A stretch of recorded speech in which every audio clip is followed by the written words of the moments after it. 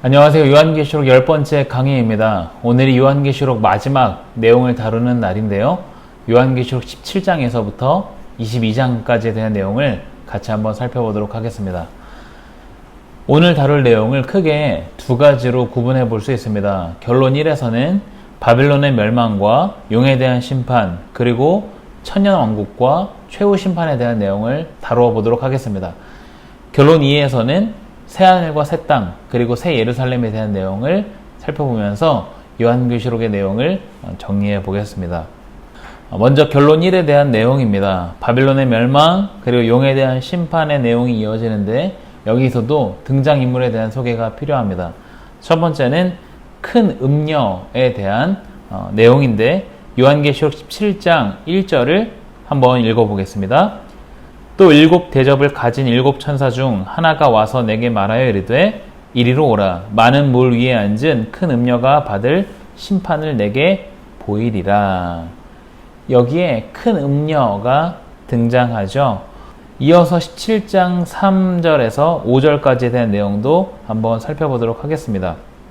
여자가 붉은빛 짐승을 탔는데 그 짐승의 몸에 하나님을 모독하는 이름들이 가득하고 일곱 머리와 열 뿔이 있으며 그 여자는 자주빛과 붉은빛 옷을 입고 금과 보석과 진주로 꾸미고 손에는 금잔을 가졌는데 가증한 물건과 그의 음행에 더러운 것들이 가득하더라.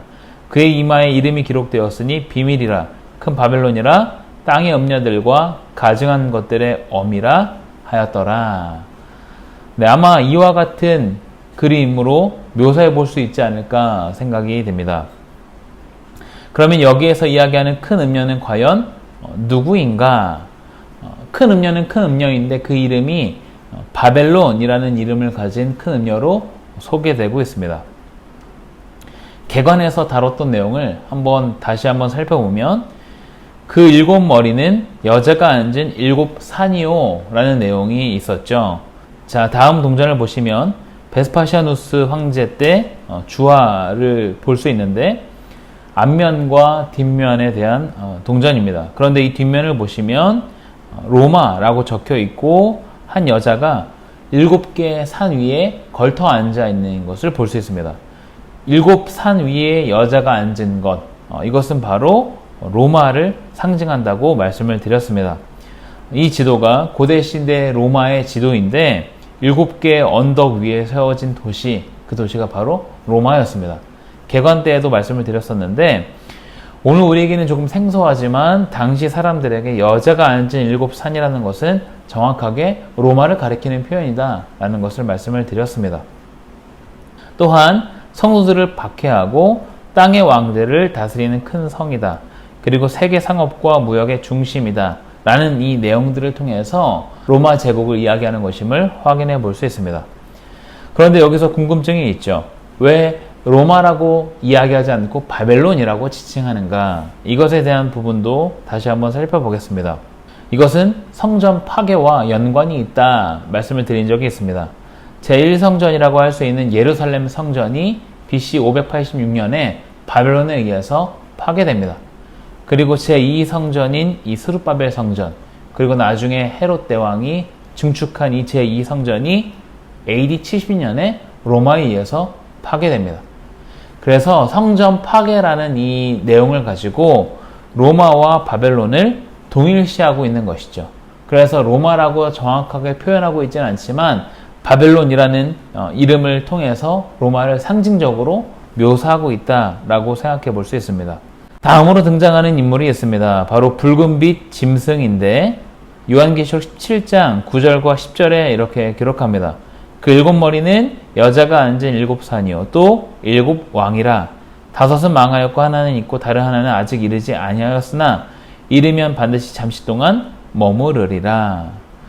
이 붉은빛 짐승이 과연 누구인가에 대한 여러 가지 논쟁이 있는데 대표적으로 하나님의 백성을 박해했던 7명의 황제를 들 수 있습니다.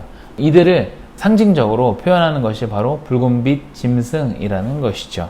그리고 이어지는 요한계시록 18장 1절과 2절 그리고 3절까지 내용이 이어지는데 이 부분을 보면 천사가 바벨론의 멸망을 선포하는 것을 볼 수 있습니다. 한마디로 로마 제국이 멸망할 것에 대해서 이야기하고 있고, 이것에 대한 내용을 통해서 박해받는 그리스도인들이 희망을 노래하고 있다라는 걸 생각해 볼 수 있습니다. 뿐만 아니라 사탄의 세력으로 묘사되는 용에 대한 심판도 이어집니다. 요한계시록 20장 1절에서 3절까지의 내용인데 제가 한번 읽어보겠습니다. 또 내가 보매 천사가 무저갱의 열쇠와 큰 쇠사슬을 그의 손에 가지고 하늘로부터 내려와서 용을 잡으니 곧 옛뱀이요 마귀요 사탄이라. 잡아서 천년 동안 결박하여 무저갱에 던져 넣어 잠그고 그 위에 임봉하여 천년이 차도록 다시는 만국을 미혹하지 못하게 하였는데 그 후에는 반드시 잠깐 노일이라. 이렇게 1에서 3절은 사탄이 천년간 결박되는 것을 이야기합니다. 여기서 이야기하는 천년은 상징적인 숫자를 가리키는데, 이어지는 4절에서의 6절은 순교자들을 포함한 모든 성도들이 그리스도와 더불어 왕노릇하는 것에 대해서 설명하고 있습니다. 6절 끝부분을 보시면 천년 동안 그리스도와 더불어 왕노릇하리라 라고 이야기하면서 이 내용이 언급되는 것을 볼 수 있습니다. 한마디로 천년 왕국이라는 것은 예수님과 더불어서 왕노릇하는 시기, 그러한 시대를 말하는 것이라고 정리해 볼 수 있습니다. 즉 사탄의 세력이 결박되고 이제 하나님의 백성들이 하나님과 더불어서 평화를 누리게 되었다라고 이야기하는 걸 보게 됩니다. 다음으로 이어지는 내용은 새 하늘과 새 땅입니다. 요한계시록 21장 1절과 2절은 이렇게 기록합니다. 또 내가 새 하늘과 새 땅을 보니 처음 하늘과 처음 땅이 없어졌고 바다도 다시 있지 않더라. 또 내가 보매 거룩한 성 예루살렘이 하나님께로부터 하늘에서 내려오니 그 준비한 것이 신부가 남편을 위하여 단장한 것 같더라. 여기에 새 하늘과 새 땅이 기록되어 있습니다. 이것은 처음 하늘과 처음 땅의 그 구분, 하늘과 땅에 대한 이분법적 구분을 초월하는 것을 이야기합니다. 더 큰 실제로 하나로 연합되는 것을 이야기한다라고 볼 수 있습니다. 그리고 새 예루살렘은 옛것을 대체하는 새로운 세상을 이야기합니다. 새 하늘과 새 땅에서 하나님과 그 백성이 나누는 교제를 비유적으로 표현하는 것이라 볼 수 있습니다. 여기서 이야기하는 새 예루살렘이라는 것은 사실 미래에서 살게 되는 어떠한 집, 어떠한 장소, 이것을 이야기하는 것이 아니라 미래의 상태를 묘사한다 볼 수 있습니다. 즉 온전하게 된 사람들 자신이 곧 새 예루살렘이라고 할 수 있는 것이죠. 이어서 6절과 7절을 보시면 이기는 자에게 약속을 주시는 것을 보게 됩니다. 또 내게 말씀하시되 이루었도다. 나는 알파와 오메가요 처음과 마지막이라. 내가 생명수 샘물을 목마른 자에게 값없이 주리니 이기는 자는 이것들을 상속으로 받으리라. 나는 그의 하나님이 되고 그는 내 아들이 되리라. 이기는 자에 대한 내용은 요한계시록 2장과 3장에서도 등장했던 내용입니다. 이기는 자라는 것이 결국 다른 사람들을 짓밟고 승리하는 것을 이야기하는 것이 아니라 순교로서 이기는 것, 희생으로서 이기는 것을 이야기한다 말씀을 드린 적이 있습니다. 이러한 맥락에서 봤을 때 이것들이라는 것은 소아시아 7교회에 보낸 편지에 약속된 것을 이야기한다고 볼 수 있습니다. 즉 7절의 결론은 하나님이 그의 백성과 함께 계신다는 것을 이야기합니다. 계속해서 9절과 10절을 보면 교회가 어떠한 영광을 누리는지를 이야기합니다. 에베소서에서도 그리스도와 교회를 신랑과 신부로 비유하는데 그것과 같이 그리스도와 교회가 이제 영원히 함께 살게 될 것이다 라고 말하는 것을 볼 수 있습니다. 마지막으로 요한계시록 22장 1절에서 2절입니다. 한번 제가 읽어보겠습니다. 또 그가 수정같이 맑은 생명수의 강을 내게 보이니 하나님과 및 어린 양의 보좌로부터 나와서 길 가운데로 흐르더라. 강 좌우에 생명나무가 있어 12가지 열매를 맺되 달마다 그 열매를 맺고 그 나무 잎사귀들은 만국을 치료하기 위하여 있더라. 창세기 2장에서는 동산에서부터 물이 흘러나온다 이야기합니다. 그리고 에스겔 47장에서는 성전에서부터 강이 흘러나오는데 오늘 본문을 보시면 하나님과 및 어린 양의 보좌로부터 강이 흘러나오는 것을 보게 됩니다. 계속해서 뭔가 확장되는 것을 보여주는데 이러한 심상은 어떠한 회복의 우주적인 성격을 강조한다 볼 수 있습니다.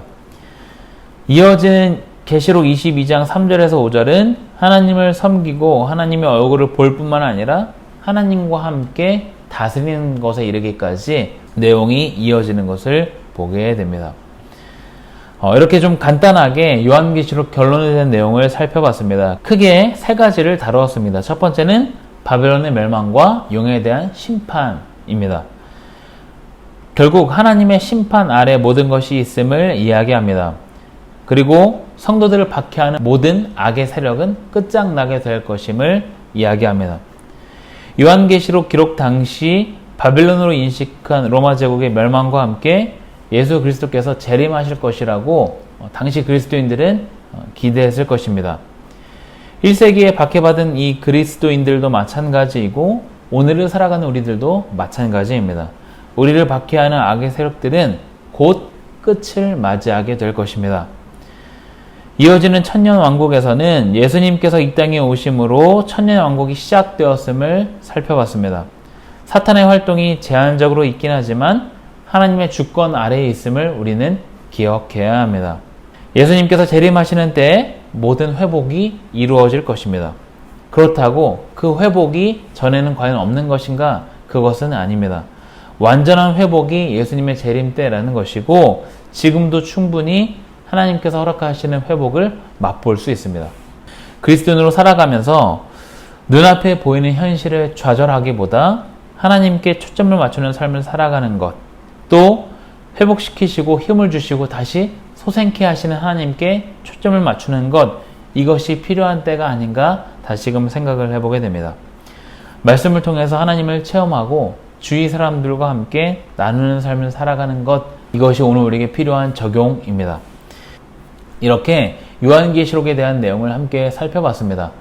쉽지 않은 내용이었지만 함께 나누었던 내용들을 통해서 우리의 삶에 적용하는 것, 그리고 하나님의 말씀을 점점 더 깊이 알아가는 것 뿐만 아니라 주위 사람들에게 선한 영향력을 미치는 데까지 나아가는 저와 여러분들이 되기를 간절히 소망합니다.